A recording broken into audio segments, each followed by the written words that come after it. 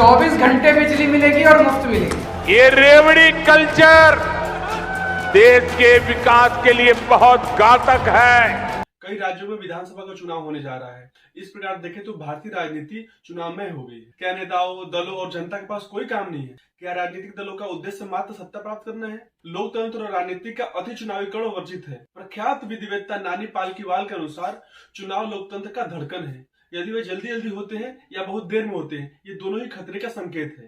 तो हमारे लोकतंत्र में हर समय चुनाव होना कोई खतरे घंटी तो नहीं? अगर हमारे देश के सभी नेता चुनाव में व्यस्त रहेंगे तो नेताओं का ध्यान शासन में कैसे लगेगा? जिन दलों के पास अपना कैडर नहीं है, उनकी समस्या तो और जटिल है। वे चुनाव जीतने के लिए विचारधारा या मुद्दों के बजाय धन बल, बाहुबल, जातिवाद या सांप्रदायिकता का सहारा लेते हैं। यह समस्या बहुत पुरानी है।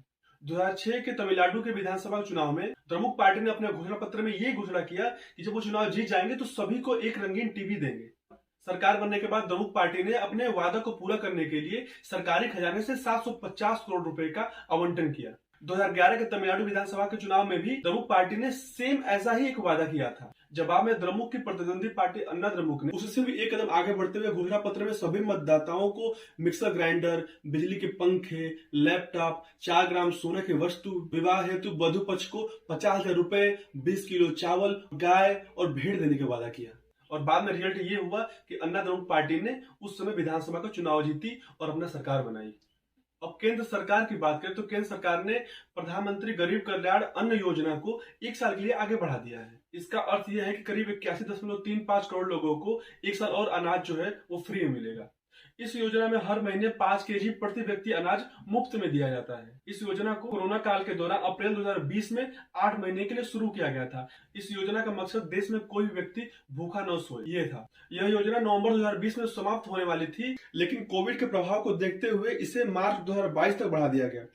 तब से लेकर अब तक इस योजना को 7 चरणों में बढ़ाया गया है। इस पर अब तक लगभग 6 लाख करोड़ रुपए खर्च हुए हैं। हालांकि अपोजिशन पार्टी की यह दलील है कि 9 राज्यों का जो विधानसभा का चुनाव होने वाला है और जो 2024 का लोकसभा का चुनाव होने वाला है, उसको देखते हुए मोदी सरकार ने इस योजना को 1 साल के लिए आगे बढ़ा दिया है। कोरोना महामारी के 3 साल बाद जब सरकारी आंकड़ों के हिसाब से देश में सिर्फ 20 करोड़ ऐसे लोग हैं जो गरीबी रेखा से नीचे आते हैं, तो फिर 81.35 करोड़ लोगों को मुफ्त भोजन देने की क्या जरूरत है? इसका मकसद क्या है? इस पर अतिरिक्त वित्तीय बोझ के कारण जरूरी स्वास्थ्य और शिक्षा आदि के बजट में कटौती होना स्वाभाविक है। इस संदर्भ से देखा जाए तो रेवड़ी संस्कृति इस समय देश की एक बहुत ही चर्चित मुद्दा बन गई है। इसमें कोई दो राय नहीं कि वोट बैंक की राजनीति करने वालों ने गरीबी एवं भूख को हमेशा राजनीतिक हथियार के रूप में इस्तेमाल किया है। भारत में शायद ही ऐसा कोई पार्टी हो जिसने मुफ्तखोरी की सियासत न की हो। भारत विश्व का सबसे बड़ा लोकतांत्रिक देश है।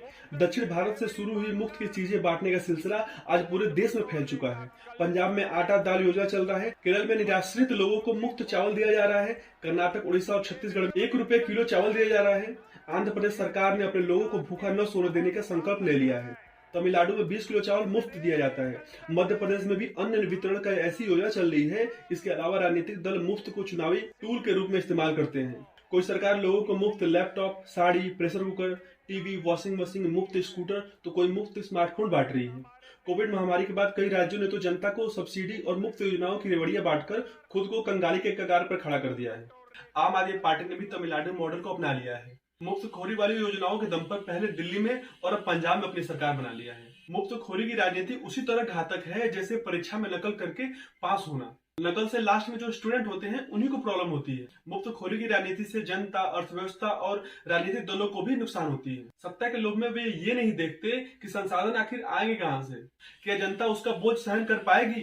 जैसे जैसे नेता और राजनीतिक दल जनता को मुफ्तखोरी का लत लगाएंगे, वैसे ही मुफ्तखोरी की जो भूख है बढ़ती जाएगी। फिर कोई मेहनत क्यों करेगा? जो समाज मेहनत कस नहीं, वो आगे कैसे बढ़ेगा? हमारे देश की तरक्की कैसे होगी? पिछले दिनों सुप्रीम कोर्ट ने मुफ्त में दी जाने वाली चीजों को लेकर सवाल उठाया था। उस पर चुनाव आयोग और आरबीआई ने कहा कि मुफ्तखोरी की कोई परिभाषा नहीं है। अब सुप्रीम कोर्ट के आदेश के बाद ही तय होगा कि कल्याणकारी योजना और मुफ्तखोरी में अंतर क्या है। आजकल राजनीतिक दलों के पास कोई एजेंडा नहीं है। उनके पास जो एजेंडा है उसका अकाल पड़ा हुआ है। उनका ध्यान मात्र सत्ता प्राप्त करने का है, नहीं तो सत्तारूढ़ पार्टी है उसको हटाने का है। वे नहीं बताते कि सत्ता प्राप्त करने के बाद उनके पास विकास का वैकल्पिक योजना क्या होगी, उनके पास कितने योग्य लोग हैं। अधिकांश दलों में अपराधी किस्म के लोगों का आवक हो रही है जो केवल अपना हित चाहते हैं। उन्हें अपने कार्य करने का ज्ञान तक नहीं है और न ही उसमें रुचि। वे विभागीय फैसलों के दूरगामी परिणामों के आकलन करने का समर्थ भी नहीं। वे अधिकारियों से अपेक्षा करते हैं कि उनका काम करते रहें, भले ही वो नियम के विरुद्ध क्यों न हो। नौकरशाह भी जानते हैं कि वर्तमान में राजनीतिक संस्कृति में उनके पास कोई विकल्प नहीं है। कोई भी राजनीतिक दल साफ सुथरे, शिक्षित और जो योग्य युवा है उनको अपनी पार्टी में लाने की कोशिश कर रहे हैं। देश की राजनीति में छात्र संघों का जो प्रयोग है पूर्णतः असफल रहा है। इक्का दुक्का युवा नेता भले ही आगे निकले हो, पर सामान्यतः उससे गुंडे बदमाशों ने अपना कब्जा कर लिया, जिन्हें दलों ने भी अपना मान लिया है। गरीब और आर्थिक तौर पर पिछड़े जन समुदाय किसी राष्ट्र के ऊपर बोझ होते हैं, जबकि स्वस्थ, शिक्षित और आत्मनिर्भर नागरिक किसी राष्ट्र के लिए संपत्ति होते हैं। हाँ, बुनियादी जरूरतों में सब्सिडी जैसे छोटे बच्चों को मुफ्त शिक्षा देना या स्कूल में मुफ्त भोजन देना, अस्पतालों में मुफ्त इलाज कराना उचित माना जाएगा। सरकारों का असली कार्य यह है कि वो ऐसी योजनाएं बनाएं जिनसे लोग सक्षम एवं योग्य बनकर न केवल आत्मनिर्भर बने बल्कि राष्ट्र निर्माण में अपना योगदान भी दे सके। हमें ग्रामीण क्षेत्रों में बुनियादी ढांचों को मजबूत करने के लिए बड़ी और समावेशी वित्तीय खर्चों एवं सुदृढ़ योजनाओं का दरकार है। हमारे नीति निर्माताओं को देश की आबादी को एक प्रमुख मानव संसाधन के रूप में देखना चाहिए। सरकारों को ये समझना होगा कि इतनी बड़ी मानव पूंजी को एजुकेशन, नॉलेज और स्किल की जरूरत है। इसी से इसको आगे बढ़ाया जा सकता है। जो पैसा मुफ्त की योजनाओं पर लग रहा है उसको वहां से हटाकर नए नए इंफ्रास्ट्रक्चर पर लगाना होगा और उससे रोजगार पैदा करना होगा। लोगों को रोजगार की जरूरत है, न कि मुफ्त योजनाओं की। भारत को अपने सामाजिक आर्थिक ढांचे को फिर से तैयार करने की जरूरत है। इसके प्रमुख तत्व तो कृषि एवं प्रवासी मजदूर हैं। भारत गांव में निवास करता है। गांव और कृषि का ढांचा मजबूत करने से देश में गरीबी, भूखमरी, कुपोषण, बेरोजगारी और महंगाई की समस्या जो है वो कम होगी। इस 2/3 आबादी को आत्मनिर्भर बनाकर ही भारत वास्तव में आत्मनिर्भर और विकसित बन पाएगा। जाहिर है, रेवड़ी संस्कृति पर अंकुश लगाना समय की मांग है। चुनाव आयोग, सुप्रीम कोर्ट और सरकारों को एकजुट होकर काम करने की जरूरत है। अगर हम अपने देश के लोगों को एजुकेशन देंगे, स्किल देंगे और नॉलेज देंगे तो वो आगे बढ़ेंगे। जब वो आगे बढ़ेंगे तो हमारा देश आगे बढ़ेगा। उसके बाद हमारे देश के लोगों को कोई मुफ्त की सामान की जरूरत नहीं पड़ेगी और ना सरकार को देने की जरूरत पड़ेगी।